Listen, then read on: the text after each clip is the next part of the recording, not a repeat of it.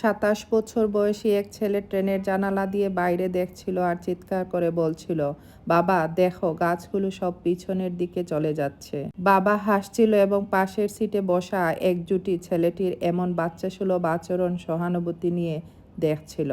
হঠাৎ করে ছেলেটি আবার চেঁচিয়ে উঠিয়ে বলল, বাবা দেখো, মেঘগুলো আমাদের সাথে দৌড়াচ্ছে। জুটিটি তখন আর নীরব থাকতে পারলেন না। বৃদ্ধ বাবাকে বলেই ফেললেন, আপনি আপনার ছেলেকে কেন কোনো ডাক্তার দেখাচ্ছেন না? উত্তরে বৃদ্ধ বাবা বলেই ফেললেন, আমি ডাক্তার থেকে এখন আসছি। আমার ছেলে জন্মে অন্ধ ছিল। আজকে সে তার চোখের আলো ফিরে পেল। আজকে সব কিছু সে দেখতে পারছে।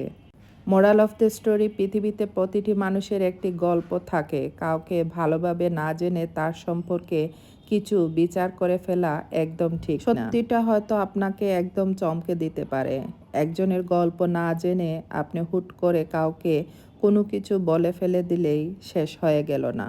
অপর পক্ষের মানুষের কি অবস্থান, কি চলতেছে সেটা না বুঝে কাউকে কোনো কিছু বলে ফেলা একদম ঠিক না। আর আমরা মানুষরা এটাই বেশি করতে পছন্দ